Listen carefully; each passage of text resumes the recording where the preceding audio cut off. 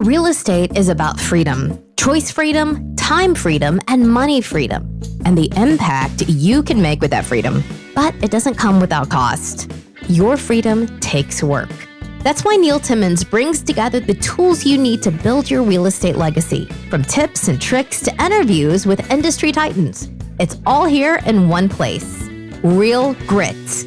Let's get to it. What if I told you you can make 20 times the return of a single family fix and flip on your next big deal? Well, it's actually possible. It's possible inside the world of commercial real estate. Say, I'm inviting you to this free challenge. It starts August 15th. It's totally free. It's a 5-day challenge where I'm going to take you and deep dive into the world of commercial real estate, more specifically, capital multiplier properties, what that is, how we identify them. I'm going to show you how to identify them, how to evaluate them, and how to lock them up risk-free. I'm going to give you all the paperwork to do it. It's totally free. You can sign up to join us at www.20xprofitchallenge.com/real grit.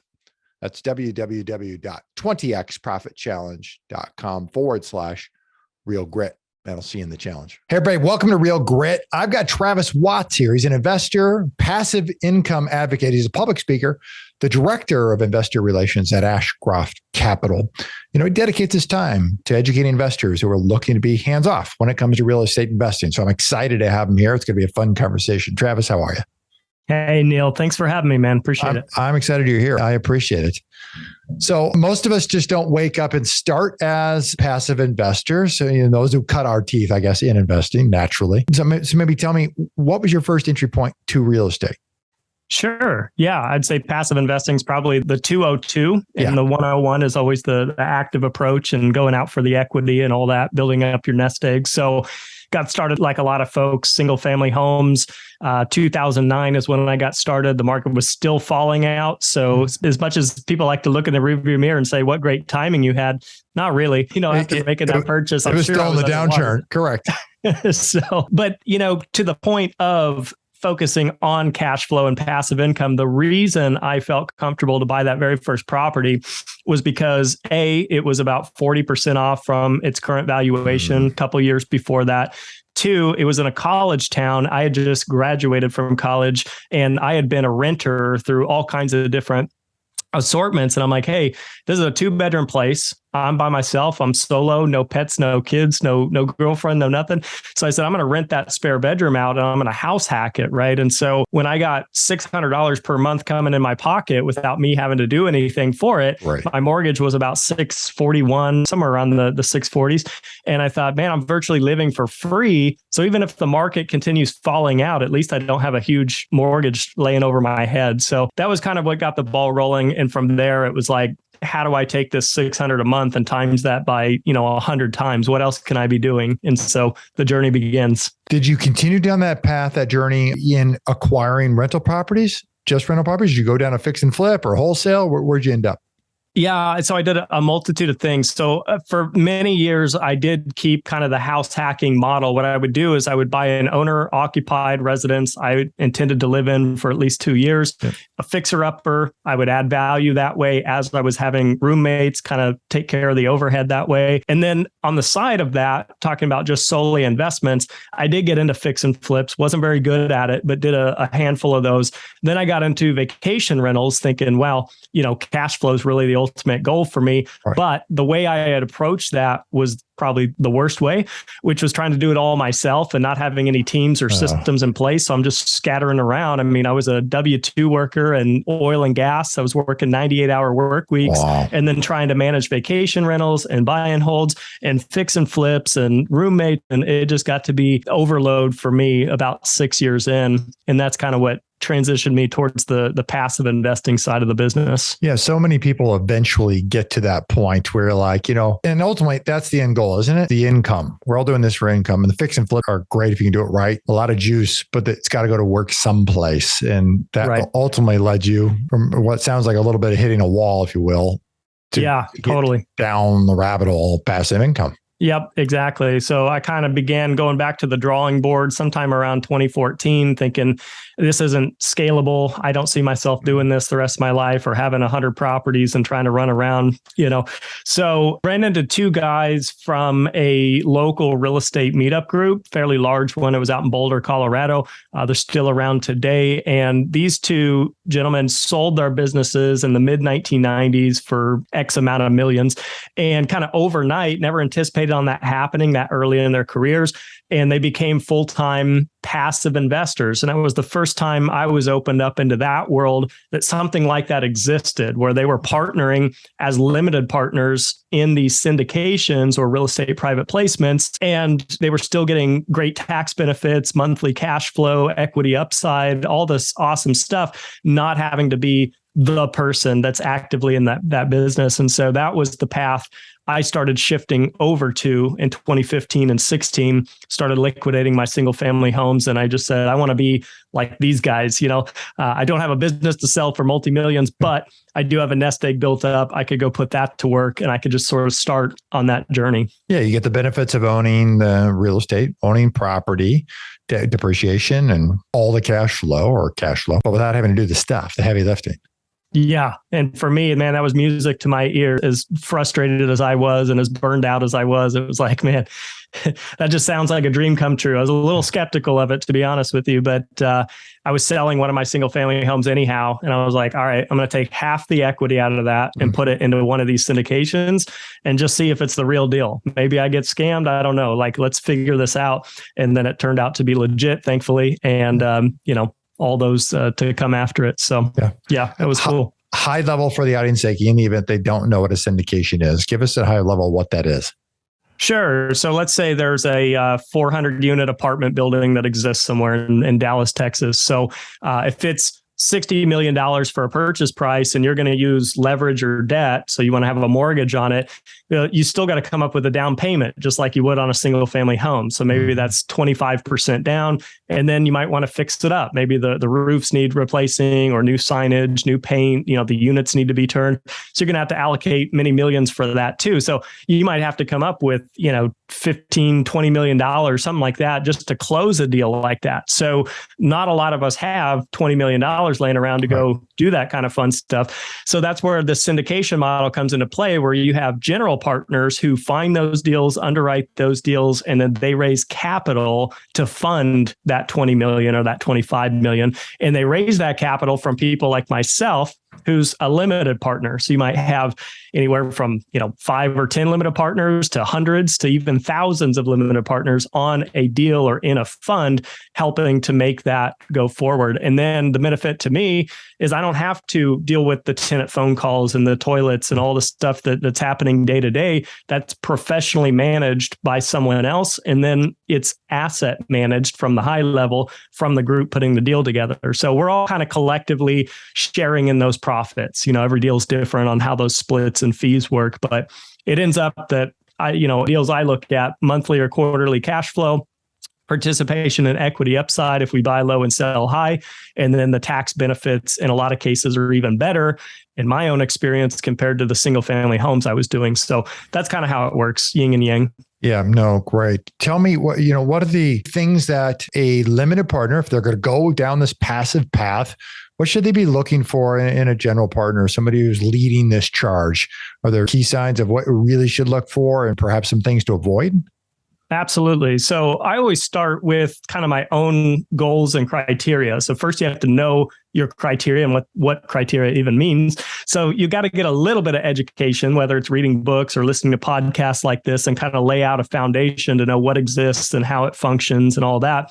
Once you lay out your goals, like everyone's got different goals, right? So John over here on the left says, I want 10,000 a month passive income cash flow. And Susie over here says, I just want to build a nest egg of $2 million. And that's all I really care about by retirement. So those are completely different. Yeah. So, Susie might be going into new development syndications that really don't have cash flow to offer. So it's kind of the buy low and the sell high mentality. Whereas John over here is looking for stabilized pre-existing properties that are cash flowing right out of the gate, have high occupancy and collections. So you want to understand you and your goals first. Mm-hmm. Then you want to go out and look for groups that are doing this. And one mistake I made, called a mistake. One thing I got wrong was I thought there was only maybe 3 or 4 of these syndications nationwide happening at any given moment. And so the minute I would see one, I would get all eager to jump in. Sure. But you got to remember, there's literally thousands of these deals that are happening, at least hundreds at any given time or any given month through all these operators. So then you want to look at, to answer your question,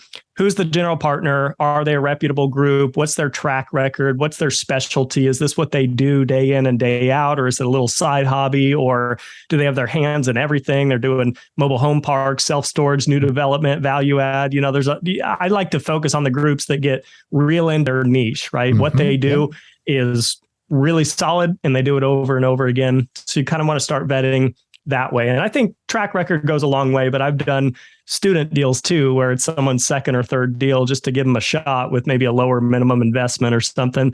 And usually they have a coach or a mentor. So I don't want to discourage anyone doing their first deals and say I would never partner on those. But yeah, that's just a few things to look for, kind of macro level. And I agree with your assessment. There's probably hundreds and hundreds, right, going on at any point in time across the country. How does one find a spot where they can evaluate, more than just something they hear about in town? How do they get a little more depth in terms of finding these? Yeah, good question. So I wish there was just that one-stop shop, right? That Yelp.com, here's all of them and here's the rating, but that doesn't exist as of yet. So what I did is I started with kind of some local real estate meetup groups and networking that way. That led me to an introduction to national conferences and national operators. And then, it just kind of kept expanding. I was on forums like Bigger Pockets. I was listening to a bunch of podcasts, hearing about different operators that way. That's how I did it. I saw what stuck, I threw it all at the wall to see what I could come of it. And, over time, I don't know how many partners I've done deals with, maybe 15 or 16 different operators in the space. But at this point, I've learned, which ones have done a better job, which ones are better at communication, which ones really jive more with my goals and what I'm trying to accomplish. And now I'm kind of reeling that back in, focusing on maybe 4 or 5 that really under promise and over deliver. And so what I always tell people is it's a front-loaded business. You're going to have to get a little bit of education up front, a little bit of networking under your belt, make some phone calls, get yourself out there so that you can find these opportunities and start your due diligence. But then after a while, it gets easier and easier. And then you'll probably end up just redeploying with groups you already like and know. Out of all the ones that you dealt with, the 15, 16 that you've been directly invested in, has there been an anomaly? I'm talking a total train wreck. You're like, there are the markers of this, that if these exist again in somebody else, I would never do that. Is there something? There's been a couple, and this kind of gets to the points of risk. So you have the operator risk, which is what we're talking about. And that risk is all about their competency, their track record, their ability to actually execute the business plan that they're showing you. And if they can't, that's a huge risk because you're not going to get anywhere near the returns they're projecting if they don't actually do their job. But then you also have market risk too. Sure. If it's a good operator that happens to buy some one-off deal in a bad market that's declining and losing people and jobs, the deal could go south. Yep. And then the third risk point, the way I see it, is the deal itself. Maybe you get into a deal and there's some structural issues that no one knew about. Proper due diligence wasn't done. And so even though you're in a good market, blah, blah, blah, with a good operator, or it gets hit by a hurricane or a tornado, things happen, right? And that's the beauty of being able to diversify. So to share my story, this was a deal I did maybe in 2016, somewhere in that time frame. It was out in Atlanta. And so good market, growing, booming, good purchase price.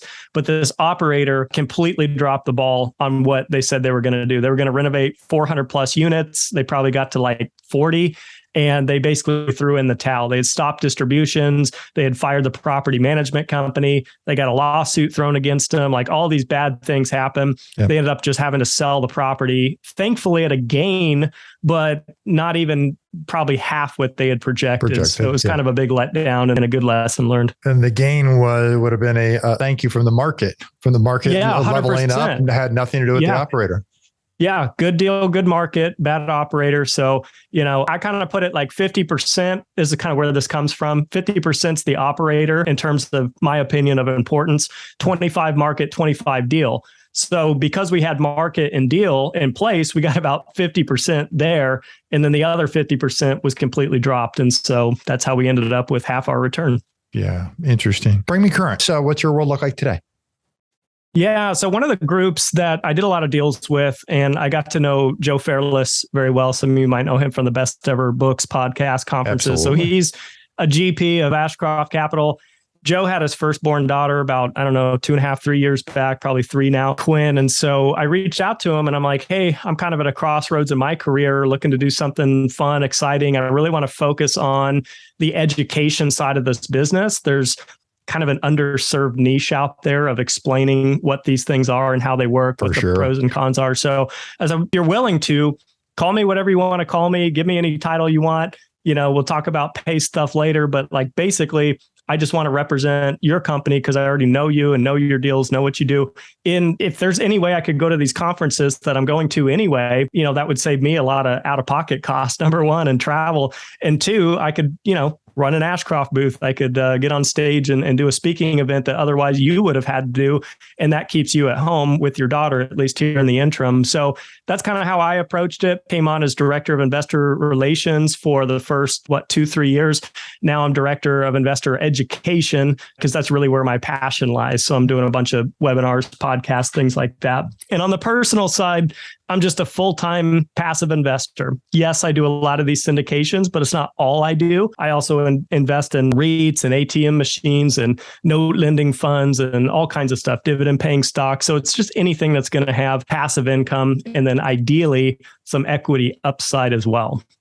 I mean, it's tremendous. The ability to live off passive income, to live your preferred lifestyle and your passion for it. I mean, it's just incredible. And what you're doing talk to me a little about the education side. What does that mean? How does that look for what it is that you do today?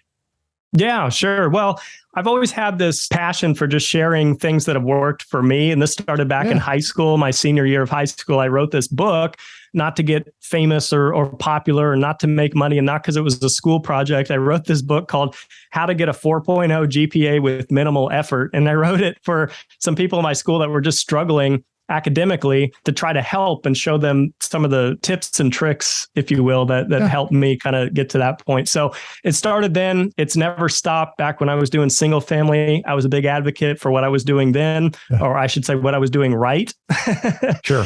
In those moments.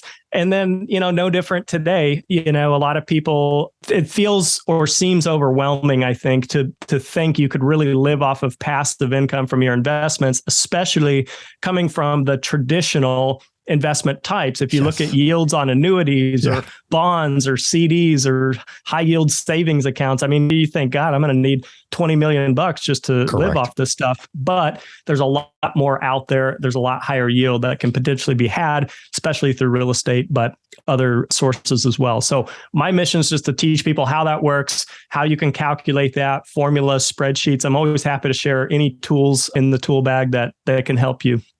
Yeah. Speaking of that, I know we just recently launched the Real Grit Vault. It's a collection of resources available to our listeners. And I know you were kind enough to bring a contribution to our vault that anybody can get for free. Maybe share a little about that. What have you contributed here? Sure. I've got a couple things to contribute. The first thing is I'm a big advocate, if you don't already, keeping not just a budget, like what do I spend every single month, but I've created this spreadsheet I've been working on literally since high school. So this is it's something I tweak every year and it gets a little better with more formulas, more calculations, more things you can add. And it has your income and it has your expenses and it has your assets and it has your liabilities and it has your net worth. And then it's got your historic gross income and historic net worth. So it's a really nice spreadsheet that just lays it out for you. You can track that year after year. You can see what your progress has been. You can see opportunities of where things might have gone wrong or are currently going wrong.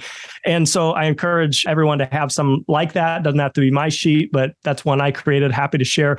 The other's what I call a FI calculator, and FI stands for financial independence. Mm-hmm. And this doesn't necessarily have to just mean real estate and syndications. This is just a way to plug in all these different variables according to what you have or what you believe or what you want to retire on. So you could put in there like $2 million, 6% annualized yield, 3% inflation. I want to retire at 62 and I want to pull 4,500 a month out of it. And it shows you on a graph what kind of yield curve you're going to have in terms of what you want to see is a yield curve like this that basically says your net worth is going to go up indefinitely, even though you're going to be drawing down off your cash flow. Or it'll show you kind of the bell curve and say, well, you'd probably run out of money at age 105 if you're going to do that. And so you can play with all this stuff. And so happy to share that as well. It's just kind of a nerdy little Excel sheet. No, it's terrific. The net worth calculator, I've seen so many of them, but they don't have a running or, where you've been historically. And so I like that. So you can keep track of, where was that 3 years ago and where am I at today? Yeah, 100%. All in a singular place. Anybody can get that, www.realgritvault.com, totally free. Let's do this. I want to move on to this final segment, what I call for impact. Your favorite quote, Marcus Aurelius once wrote, "You could leave life right now, let that determine what you do and say and think." What about that resonates most with you? So Marcus Aurelius was a Stoic philosopher. He was one of the emperors of Rome. This quote comes from over 2,000 years ago. And to me, this quote's all about making sure that you're staying present, you're living in the moment, you're appreciating the small things, remembering we're all mortal. The end game for all of us, no matter how successful, is we die. So as morbid as that is, and as much as we don't like to think about that stuff, the more clarity you can get around your mission, your goals, what kind of lifestyle you want to achieve, these kinds of things, the more you can work towards that. And again, not saying I'll be happy when I have 20K a month passive income, but just say, I made progress today. I made progress this year and I'm working towards my ultimate goals. I'm being the person that I want to be. So that also kind of ties into memento mori, which is a Latin phrase, and it's to remember your death. So very similar kind of thing. I actually have a tattoo on my arm of it with an hourglass running out. Oh, yeah. It's just something that, I did that 100% just for me. It's not one that people can really even see visibly, but it just, again, it keeps me in the moment. It keeps me grounded. Anytime your ego starts raising up or you think, God, I just had such an amazing year, just to remember that's awesome. But, make sure you're focused on the right things and that you're staying humble as well. Yeah. What do you think holds most investors back from hitting their next level?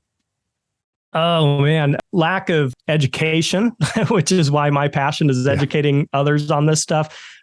Skepticism, analysis by paralysis. There's a lot to it. I think it can get overwhelming if you're trying to put yourself in all these, conferences and forums and books and podcasts, and you're hearing all these different messages. It can be hard to cipher through that and figure out what exactly should I do. So for some people, maybe finding a mentor, finding someone that actually does this stuff and reach out to them, someone like myself or anyone else out there in the space. It's not just me out there. So those are three.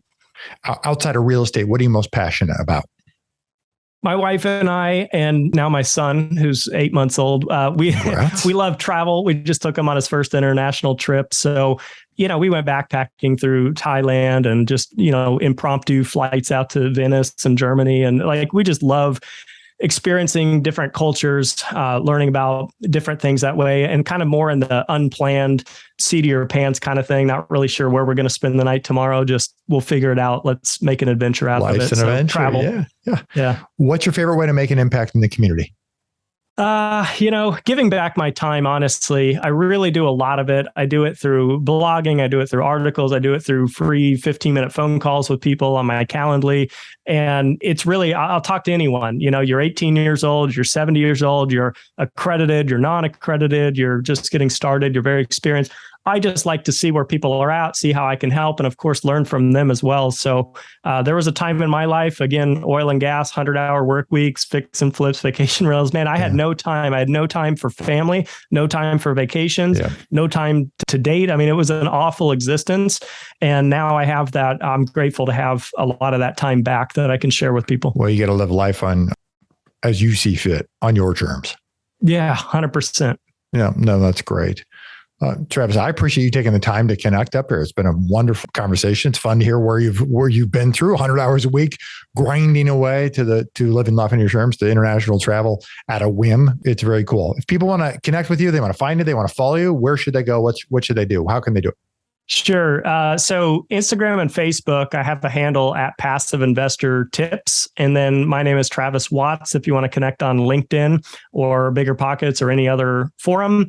And ashcroftcapital.com/Travis. I've got a whole page there with some giveaways and all kinds of stuff. You can check that out as well. Great. We'll make sure we got all those links down below in the show notes. Travis, I appreciate your time. Thank you. Thank you, Neil. Thanks, everyone. You bet. For everybody here at Real Grit, I'm Neil Timmins reminding you that real estate requires real grit. See you next time. What if I told you you can make 20 times the return of a single family fix and flip on your next big deal? Well, it's actually possible. It's possible inside the world of commercial real estate. Say, I'm inviting you to this free challenge. It starts August 15th. It's totally free. It's a 5-day challenge where I'm going to take you and deep dive into the world of commercial real estate, more specifically, capital multiplier properties, what that is, how we identify them. I'm going to show you how to identify them, how to evaluate them, and how to lock them up risk-free. I'm going to give you all the paperwork to do it. It's totally free. You can sign up to join us at www.20xprofitchallenge.com/real grit. That's www.20xprofitchallenge.com/real grit. And I'll see you in the challenge. If you like our content and want more, you can access it at realgritpodcast.com. You hear it guest after guest. Instinctively, you already know it. But let me call it out. The most expensive action is inaction. The real estate market is full of opportunities. You just need to uncover them. You can build a business that lasts for years, makes monumental impact in the lives of those that you love. It's not just about business, but about the freedom you get because of it. Have you ever heard the saying, if you want to go fast, go alone. If you want to go far, go together. I believe that partnering is essential. In fact, I partner with hardworking investors all the time. The point is that you can get a lot further with the right partner. Let me say it again, the right partner. If you've ever thought about partnering with anyone, or if you have a partner now, I encourage you to download my free Partner and Profit Guide, which includes the top 5 must-answer questions to evaluate a profitable partnership. You can find it at www.legacyimpactpartners.com. I'll see you in the next episode.